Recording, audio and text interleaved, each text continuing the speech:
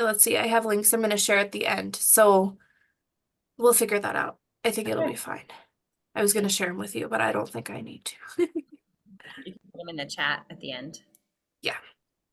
Hello, everybody. Hello, everyone. Hi, Jenny. Long time no see. Long time. I'm glad you're here. Yes. Well, we'll give, another minute or so to see if we have more people joining us today to talk about therapeutic art making, which is different than art therapy, I learned today.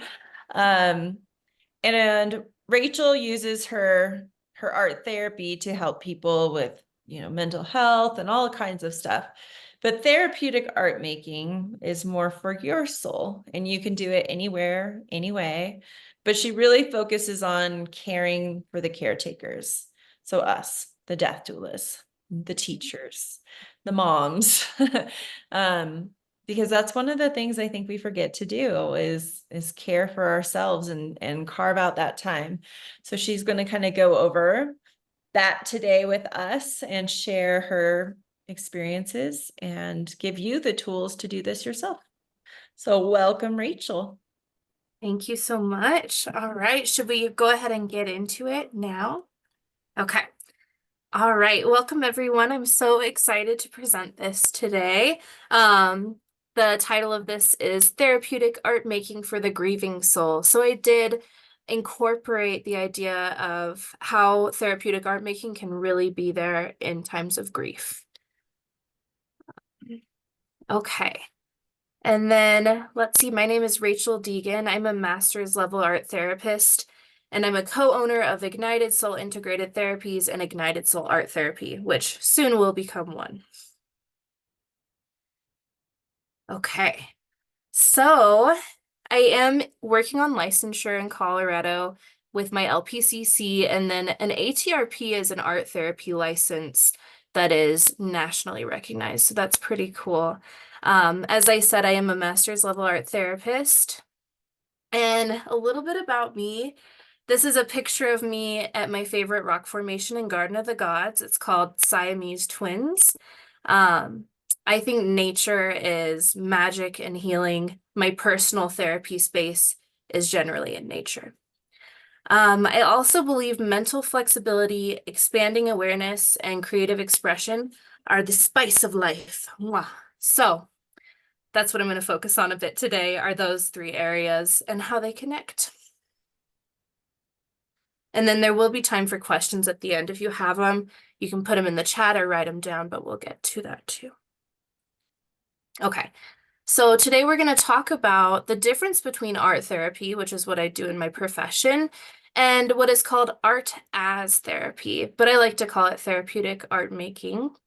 So then we're going to talk about creative expression, mental flexibility, transformation, grief, and then I'm going to give some tools for therapeutic art making and give some examples of what's called the El Duende process and how that has been such a gift to me in my own therapeutic art making. So I'll get into that. Okay, so let's get into art therapy versus art as therapy. So art therapy requires a trained art therapist like myself. The art making aids in the therapeutic process and experience. So it's also therapy. If you've ever been to therapy, it does all of the same things, except for we use the language of art a lot more as a way to process emotions, tell stories, explore beliefs, and make meaning. So one way that these things are both have in common is that art is a language unto itself. I'm trying to listen. Please be quiet. And everyone speaks self-expression. It transcends culture, it transcends language, and it really brings us all together as a human group, human species.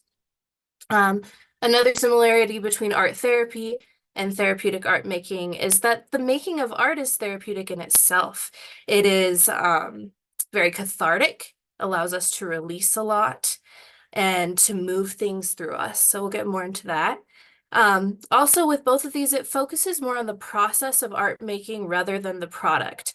So a lot of times people will go through their lives, and as children, they make art. And then at one point in our lives, we get shut down somehow, whether it's us telling ourselves we're not good enough, whether it's someone telling us, what is that? What does that look like? And us saying, hey, I can't do this. And so we focus so much on the product of what art is supposed to be and supposed to look like that we forget that what's really magical about art is the process and how we make. So art as therapy, therapeutic art making can be done on your own. The art making is the process. So it's not an aid to therapy, it is the therapy. And it includes a lot of the same things as art therapy, processing emotions, telling narratives, but you're doing this meaning making on your own or in a group, because therapeutic art making can happen in a group as well. And that is something that I've done with the Death Wives is the Grief Garden, which was that space for therapeutic art making collectively. So I can talk more about that later. Okay, so why is creative expression so important? Well, it connects us with our human experience, our humanity. Creative expression processes and moves our emotions around. It is how we connect with all things, community, ourselves, spirit, so many things. Creative expression expands our awareness of ourselves and the world around us. It increases mental flexibility, which we'll get in more as we go on. What I really love about creative expression is it increases feelings of freedom and empowerment. Because once we realize we are free to take a blank piece of paper and create a world on it, it really can teach us a lot about how we can create the perception of our lives. One thing I say a lot in therapy is there's always dread out there. There's always hard, negative things going on in great quantities. There's also always beauty and positive things and connection in great quantities. And so it's, what do we tune into? What do we see when we look at the world? So creative expression is all about our perception of how we see the world. It can help us make sense of difficult situations and helps us make meaning of all sorts of things. I think this is crucial too for creative expression. Through that, we can tell a story, we can make things make sense that might not, which is a human tendency we always try to do, is make sense of things. And it makes the world a more interesting and beautiful place, really. And so I have this image here. It's called an ambiguous image. And so it could be seen as two different things. And so I have this image here because it really helps us reflect on perception and how we see the world. Do we see two lovers kissing? Do we see the skull first? Where does our mind go? And where your mind goes is based on your beliefs, the stories you tell yourself, the mental cages you might have around certain things. And I do have, at the end, I'll share a whole list of ambiguous images that are all skulls, because there's like a huge category of this. And then I didn't find the artist who did this, but I found the Redbubble account, so I'll share that as well. Okay. Self-expression is at its core the action of expressing yourself, and it can take a wide variety of forms. You can use your words, your facial expressions, your body and movements, clothes, actions, possessions to express your authentic inner self. And I added to this, that was Courtney Ackerman who said that. And I added, self-expression is a sensory experience that connects us with our minds, bodies, souls, and communities. Really, connection is through self-expression. And one thing you can think about is, what does self-expression look like in a vacuum? What if no one sees it? How does that change self-expression? So here are some ways we can express ourselves, and there's so many. So I'll just get into some of my favorites. One of my favorite ways to express myself as a nature lover is to really immerse myself in the sensory experience of nature. So the way the trees smell, the feeling of cold water, natural creeks, we can express ourselves through how we perceive the world through our senses.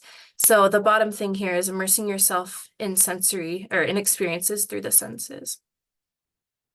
We can also express ourselves through movement, storytelling, music. There are just so many ways to do that. I feel like every day when I wake up, there's just opportunity for me to express myself and make meaning and connect with my inner self. Because like I said, we connect with community, we also connect with our inner selves and get to know ourselves better through expression.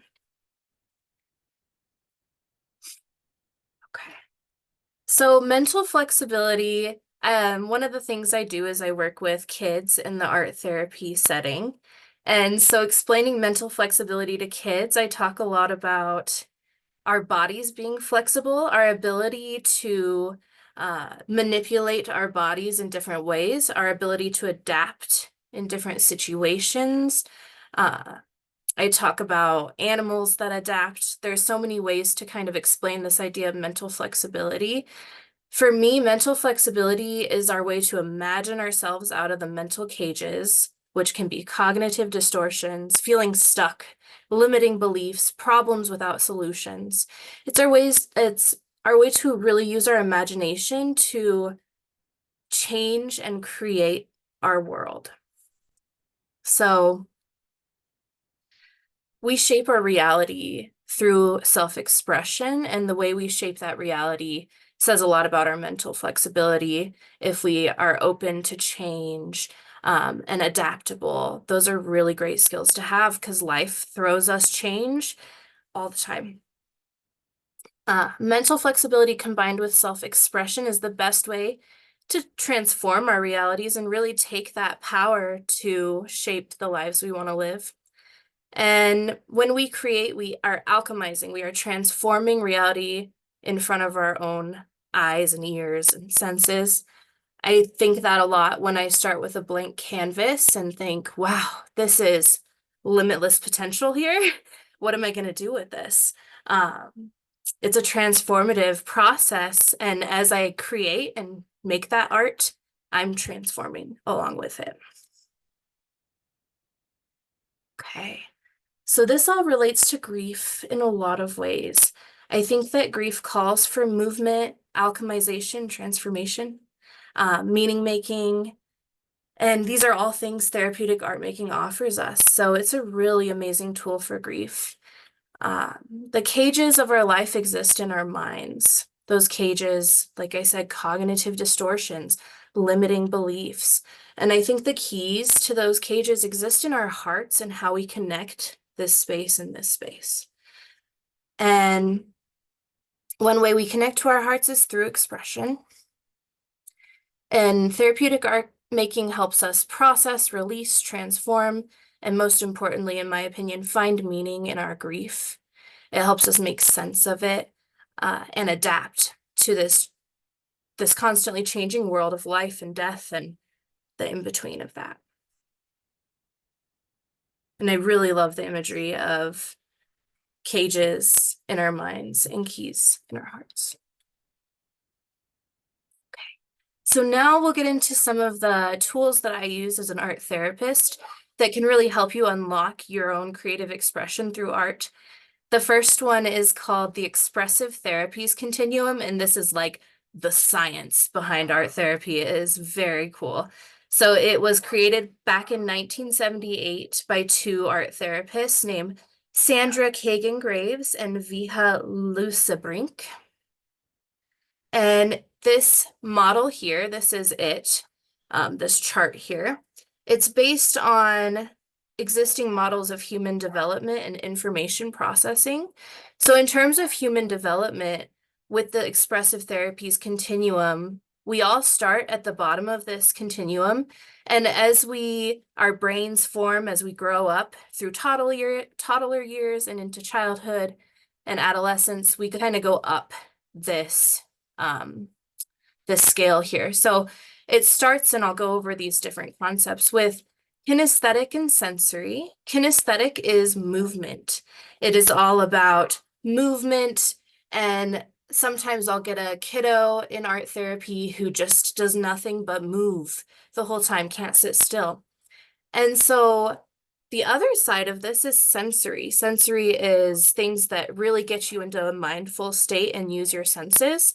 So as an art therapist, a lot of times if someone is stuck in this kinesthetic area, I will do sensory art activities with them to start to get them to move between these areas. So this is the goal of the expressive therapies continuum, is to help people move through these different areas of information processing to best express themselves, to grow and learn, and ultimately reach creativity, which in this case is finding wholeness, finding meaning, and just feeling really content.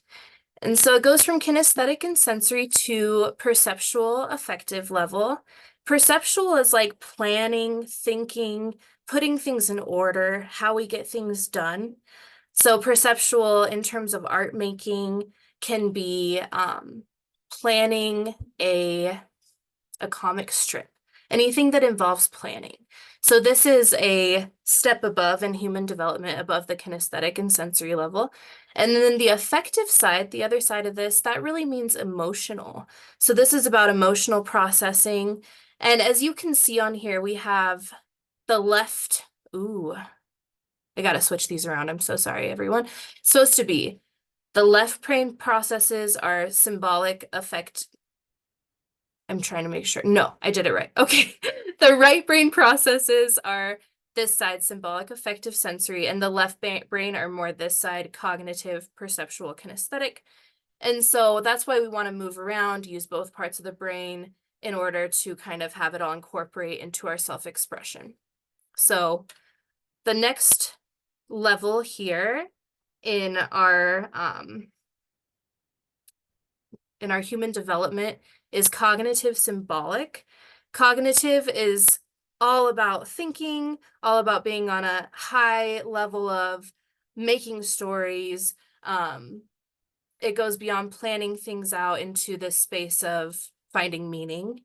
And then on the other side is symbolic, which is also about meaning making. So now we're in a higher cognitive level.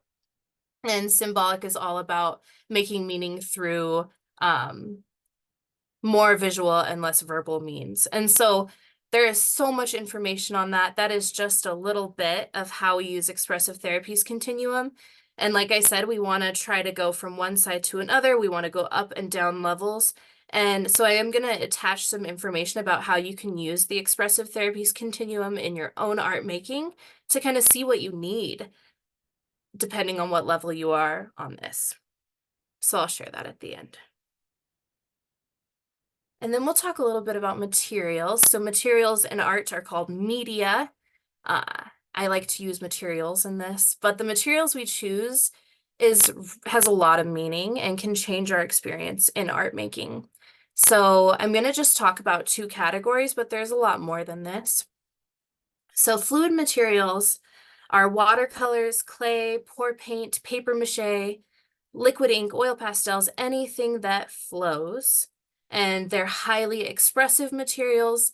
They're often messy and hard to control, and they're very involved with our senses. You can imagine like slippery clay takes us into a sensory space if we go back to the expressive therapies continuum. And fluid materials are really good for bringing emotions to the surface. So I use fluid materials myself when I'm feeling a little detached or trapped in my emotional space. And it can really help me kind of break open that and get those emotions to rise and to be processed. It also, these materials can be very overwhelming for someone who's in a state of emotional upheaval and who needs some structure and needs some way to kind of bring in their emotions. These are not the materials we use for that. So if you're having a very high emotional day and want to control your emotions more, you should not turn to fluid materials. The very other end of the spectrum here, because this is a spectrum from fluid materials to structured materials, is structured. And these are colored pencils, pens, stamps, collage, markers. I put found items on here because when you find an item in nature and put it into your art, which I love doing, it's already structured. It's already formed like a pine cone. Like you're not going to be able to make that fluid, right? So structured materials are easy to control. It's easy to create fine lines and they help contain emotions. Structured materials, working with them can help us find boundaries. They can help us find regulation and grounding, and they are less expressive than fluid media. So I have some clients who work in the realm of structured all the time, like everything always has to be in its place. So to help crack them into an emotional space, I will go to the fluid media to work with them to do that. So now is a fun experiential. Experientials are art therapy, I want to say projects, art therapy directives that are used. And they're experimental, which is why they're called experientials. So I have one here for fluid materials and controlled structured materials. For the fluid materials, one thing I like to do is drop water onto a thick piece of paper, like a multimedia or watercolor paper, and I get the paper all wet. And then I use my paintbrush to drop in watercolors onto that already wet paper. And so this is the epitome of fluid because what you do is just watch the colors flow, watch them blend. And I say you can move the paper side to side to stimulate that flow. So that's a really good experiential for getting into the art making, watching the fluid and accessing emotions. Then on the other side, we have, it's really similar to Zentangle. So if you've heard of a Zentangle, that is a great structured art making experiential. So the one I have here is to draw a rectangle on a piece of paper using a pen, and then draw lines to separate the space in your rectangle into 3 to 5 sections. And then what you do is you draw a unique and repetitive pattern in each section. So like the picture over on the side here. And because you're putting a rectangle on the paper, you're already working within boundaries, and it's really good for grounding. It's really good for getting out of an emotional headspace and getting back into like your physical body. So those are two you are welcome to try. And there's all sorts of experientials in between, of course, too. Okay, so now we're going to get into one of my favorite art making processes, which is called El Duende. When I was looking this up, I thought it was Al Duende, A-L, and that means the goblin in Spanish. So I was like, that's very different.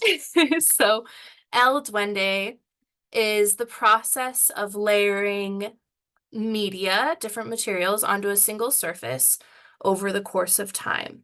So what I really like about El Duende is that it undergoes numerous transformations.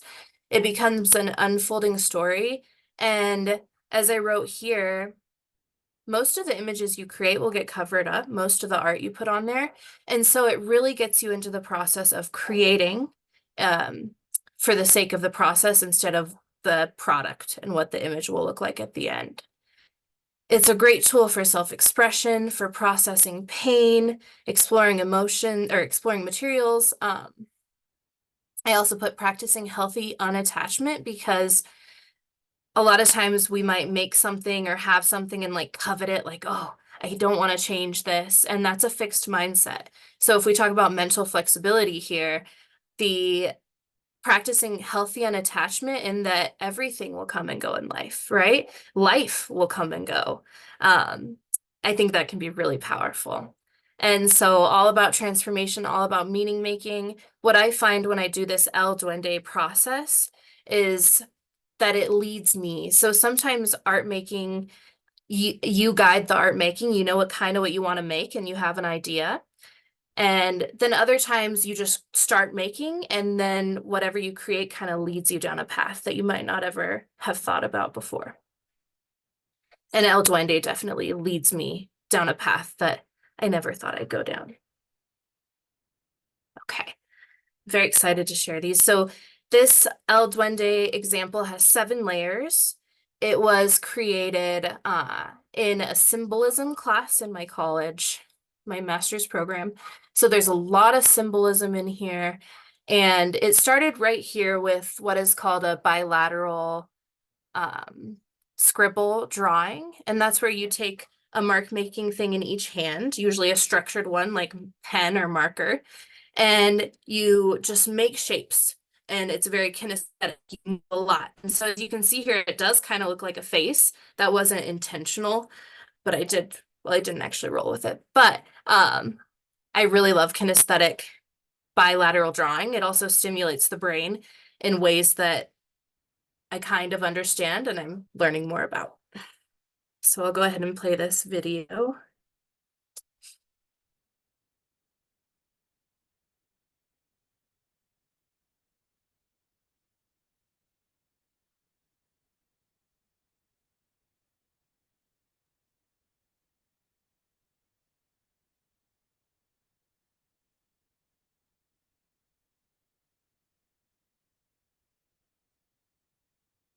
So I ended up creating a whole world of symbolism in that. And I really liked the final product. It was not any direction I anticipated going, and it was really fun. And this is also an opportunity to combine a lot of different art styles from the expressive therapies continuum. I have one more example to share with you, and this one has 22 layers.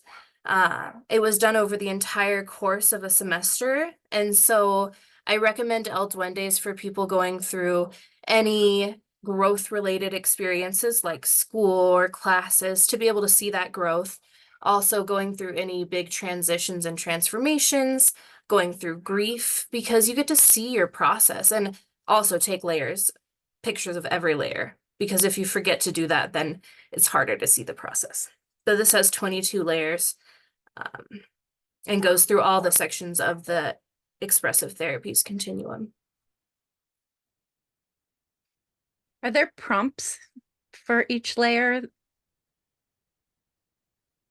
Yes, that's a good question. There are prompts that we were given for each layer, and our teachers kind of structured that to go with the expressive therapies continuum, to start with the bottom and work your way up. And they were based on what we were learning in school too, so it was very integrative. And if you would like, I can share my PowerPoint that has the layers prompts.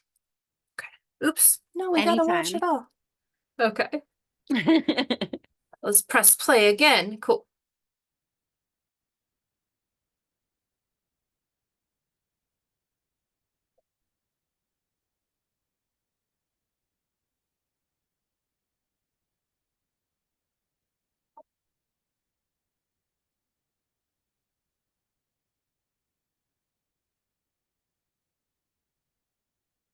So that's 22 layers right there.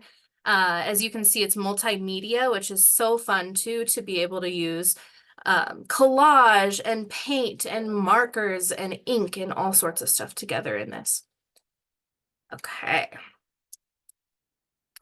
So really what I hope your takeaway is from this presentation is that through intentional material use, imagination, and focusing on that process rather than the product, you can unlock a world of healing and freedom liberation through therapeutic art making. So this tool is available to all of us at our fingertips. And like I said, some point we all get shut down with art making and think, I can't do that. And so this is to encourage you that yes, you can, because it's really about just doing it, right? Than what it might look like or what other people might judge it as. Okay. And I'll tell you a little bit about the services I have. So as an art therapist, like I said, we do all the same things as therapeutic art making with additional mental health tools. I use a lot of cognitive behavioral art therapy with kids to have them question and challenge their limiting beliefs. Great with adults too. And people in addiction, great for everyone. And so I do have some information here with our website. my email and my Instagram. And some of the services you'll see available on my website are virtual art therapy. So I do that for anyone around the world. And then also virtual, I do some groups. I did the grief garden with Death Wives, and you'll see offerings like that on the website. I also am contracted through what's called Healthy Young Minds. So that's where I work with kiddo clients and work on getting my licensure. And then in person, some of the unique services I have are art therapy in nature, which is where if you live nearby, we go out into nature and we don't have to bring supplies. The world is our oyster. The world is full of supplies that we can use. And then I also do photo shoots for self-love. I'm a big proponent of photo shoots. I think it's been a great way for me to heal and find a lot of confidence. And so I do that for others. And then the newest offering I have that I'm just so excited about is called Helpers Wellness Workshops. These are for helping professional businesses. So helping professionals are anyone that helps anyone else, teachers, death doulas, nurses, therapists, social workers, public service. I mean, the list goes on and on. And so I've developed wellness workshops for these businesses that have tons of topics. And so you can find all of that on my website.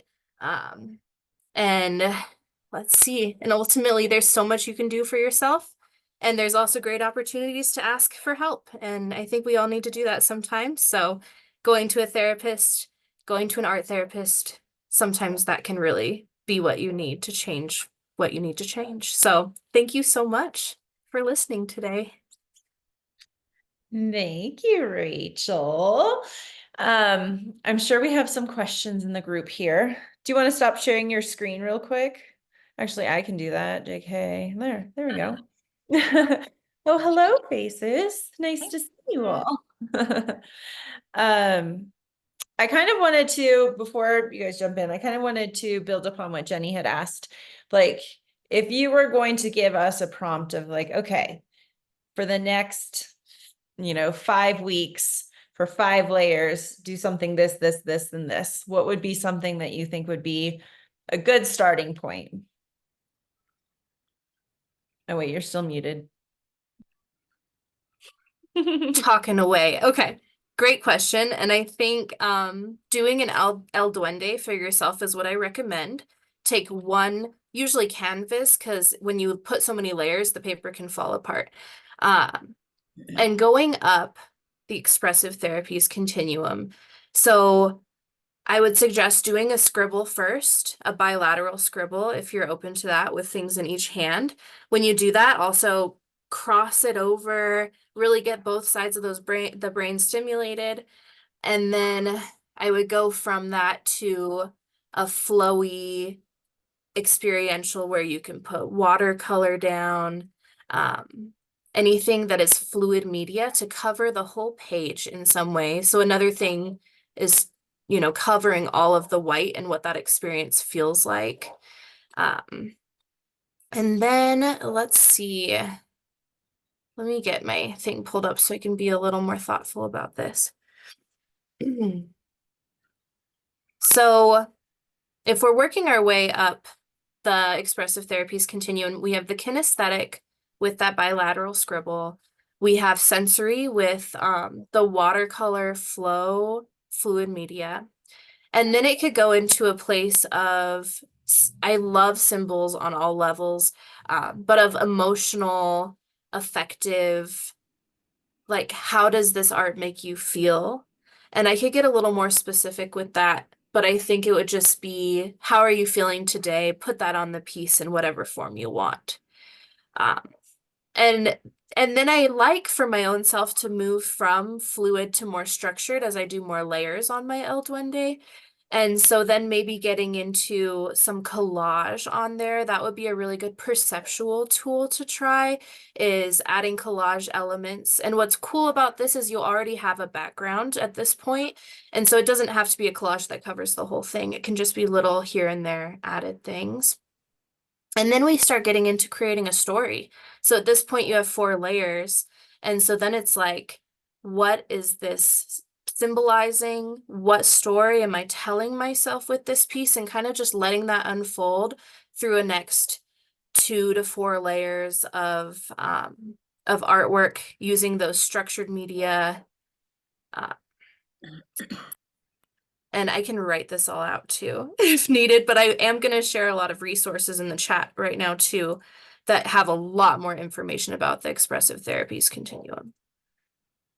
I'm really curious about like I really don't like to draw.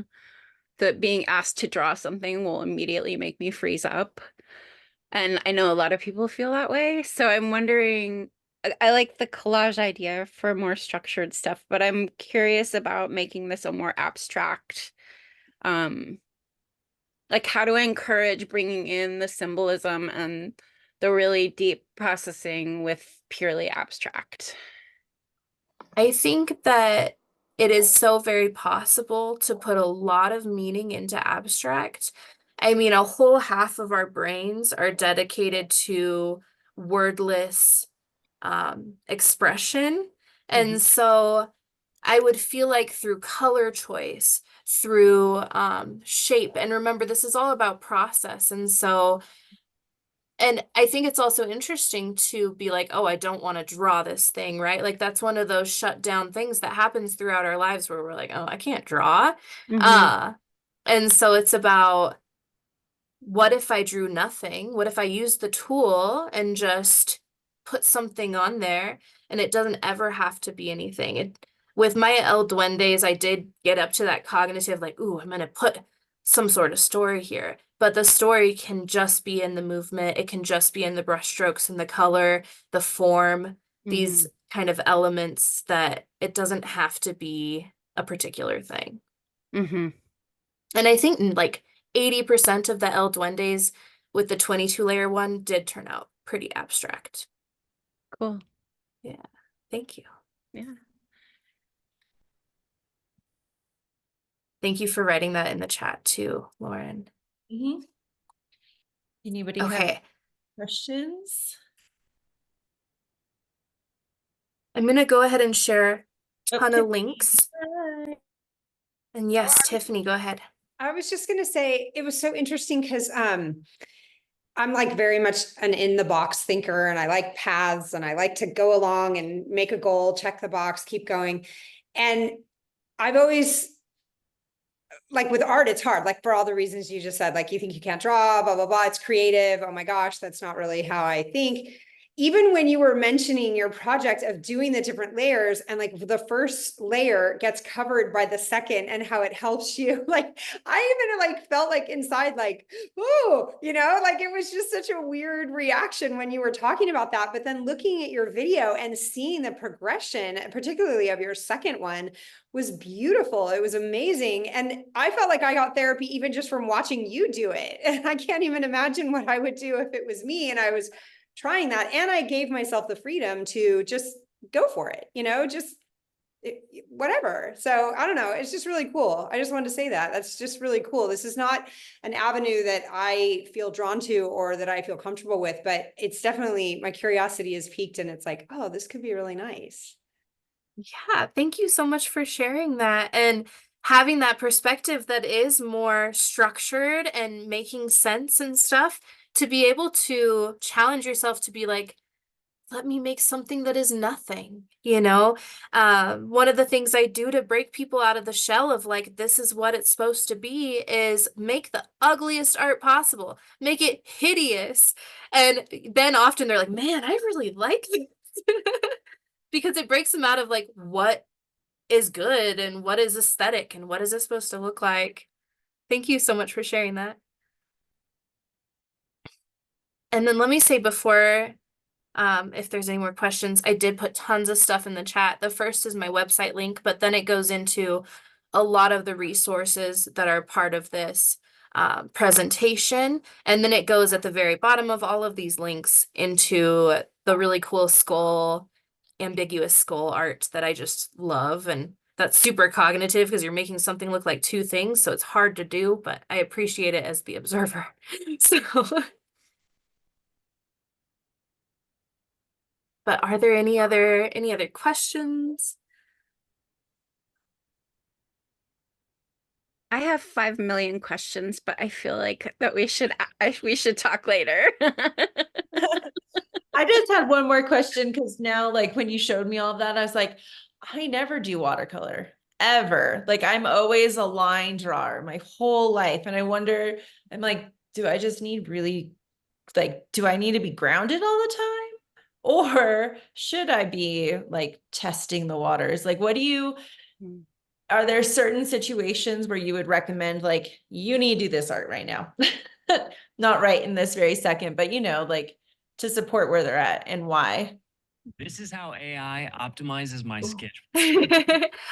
Yeah. I think that that's very thoughtful, and that what I do recommend art for people, and so, but I want them to feel safe and comfortable first. And so just when you're doing therapeutic art making yourself, you want to feel safe and comfortable with what you know.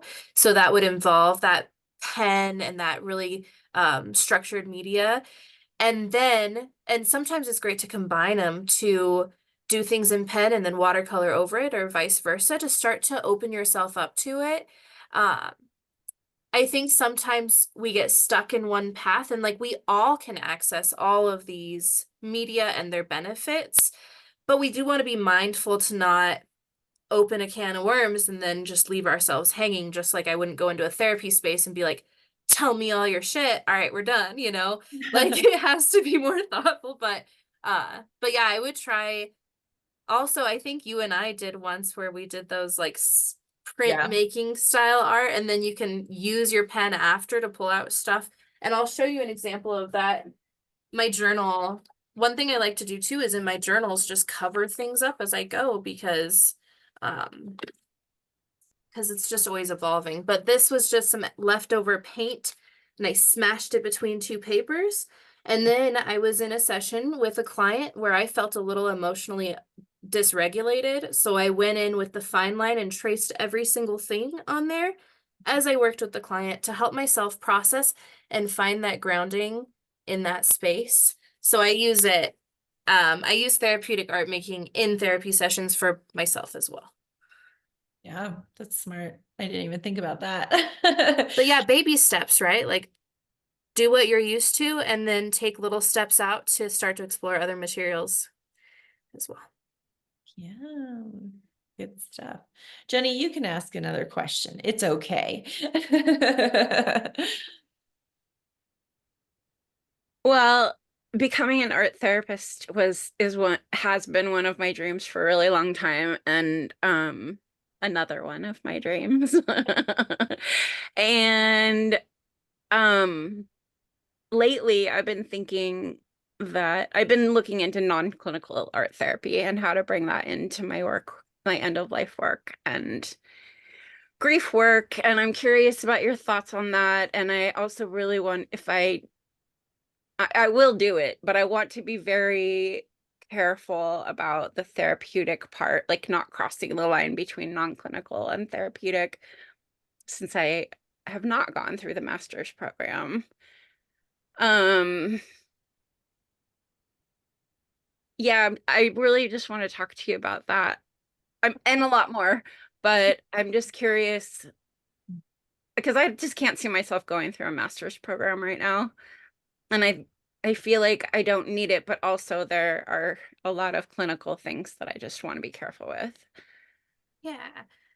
So I think one thing I was taught in school is, like, if you don't have a master's in art therapy, you're a facilitator, not a art therapist, all these like logistics and words, but I'm also like super anti-gatekeeping of anything.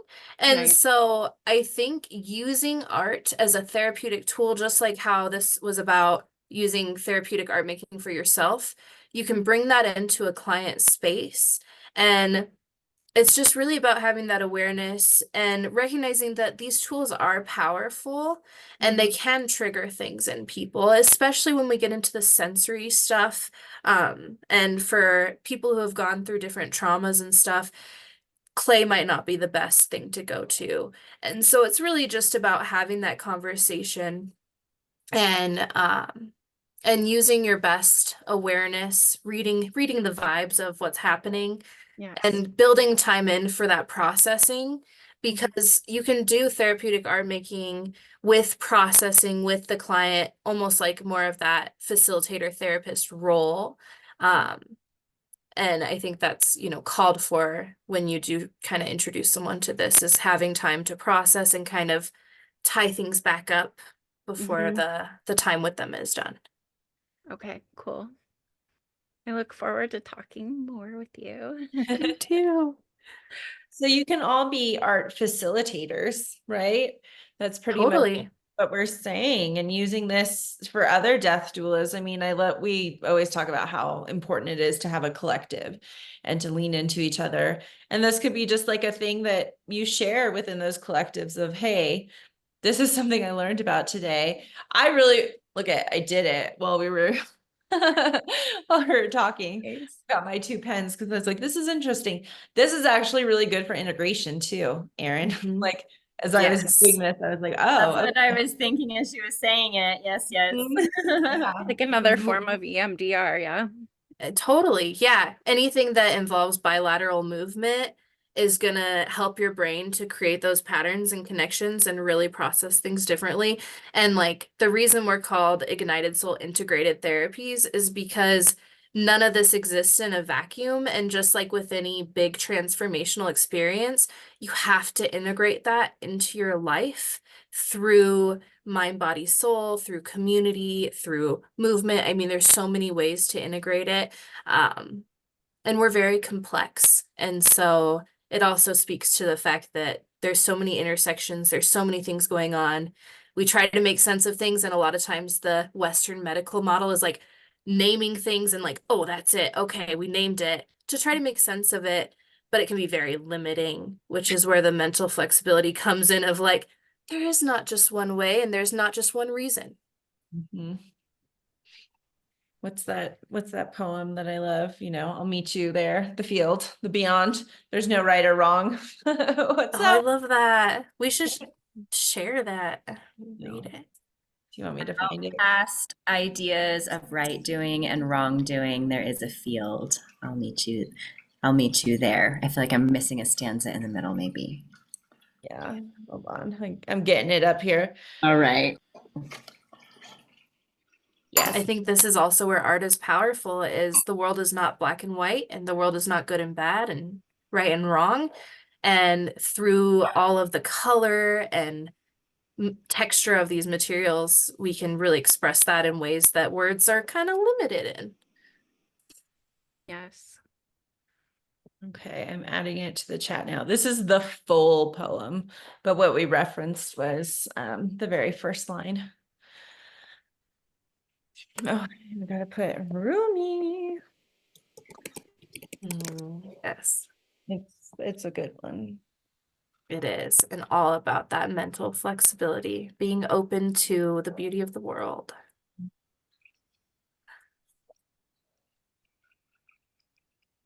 Love it so much.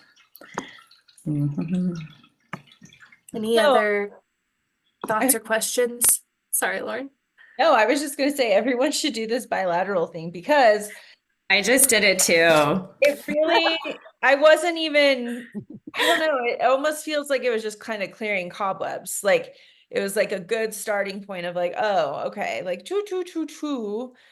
So would you recommend that people just start with that, or if they're just feeling kind of having too many spinning thoughts and Yeah, I think that bilateral drawing is just amazing. And it also is that way to get the pen to the paper without being nervous about what you're making, because you can't focus on two hands at once usually. No. Like it You're takes you out of not- the space of comfort in a way to like just getting it out.